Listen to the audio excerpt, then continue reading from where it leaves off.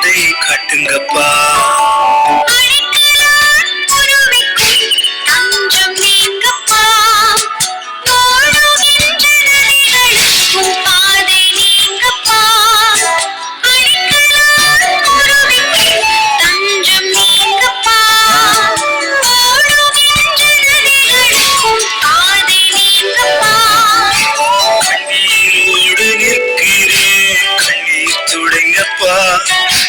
பாதை அறிய நிற்கிறேன், பாதை காட்டுங்கப்பா.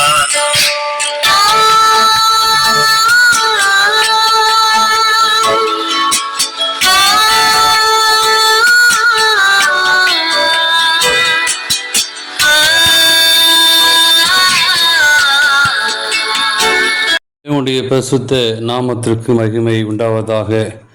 இந்த கால வேளையில் உங்கள் அனைவரையும் ஆண்டவராக இயேசு கிறிஸ்துவின் இன்ப நாமத்தில் உங்களை அன்போடு வாழ்த்தி வரவேற்கிறேன். விண்துளிகள் வாயிலாக இந்த நாள் சந்திப்பதிலே மிகுந்த மகிழ்ச்சி அடைகிறேன். லூக்கா 14:23 வாசிக்கிறோம். நீ பெருவழியிலும் லேவியரிலும் போய் என் வீடு நிறையும்படியாக ஜனங்களை உள்ளே வரும்படி வருந்தி கொண்டு கூட்டு கொண்டு வா என்று சொல்லி வாசிக்கிறோம். இந்த நாளின் செய்தியானது வருந்தி அழைக்கும் தேவன். வில்லியம் ஷேக்ஸ்பியர் எழுதிய நாடகங்கள் ஒரு காலத்தில் மிக பிரசித்தி பெற்றவை. இந்த நாடகங்களில் நடிப்பது அத்தகைய நாட்களில் ஒரு சிலருக்கே கிடைத்த பெரிய வாய்ப்பாக கருதப்பட்டது. இந்த நாடகங்களில் முக்கிய கதாபாத்திரம் ஏற்று நடித்து வந்த டேவிட் ஹாரிக் என்ற நடிகர் ஒருமுறை சுவிசேஷ கூட்டம் ஒன்றில் பங்கு பெற்றார். எழும்புதல் பிரசங்கியான ஜார்ஜ் ஒயிட்ஃபீல்ட் என்பவர் கண்ணீரோடும் மிகவும் பாரத்தோடும் வல்லமையாக பிரசங்கம் செய்து கொண்டிருந்தார். திடீரென்று ஒரு வயதான மூதாட்டியார் எழுந்து போதகரித்து பார்த்து, ஐயா, இன்று மட்டும் நீங்கள் 5 இடங்களில் போதகம் செய்வதை பார்த்தேன். 5 இடங்களிலும் கண்ணீரோடு போதகம் பண்ணீர்களே, ஏன் என்று கேட்டார்கள்.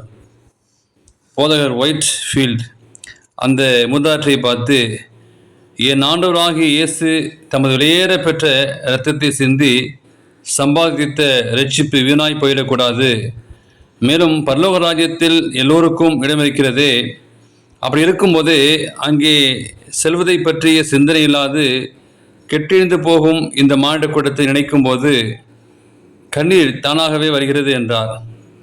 இதை கேட்ட டேவிட் ஹாரிக் அந்த நேரமே தன்னை தேவனுக்கு ஒப்பு கொடுத்தார்.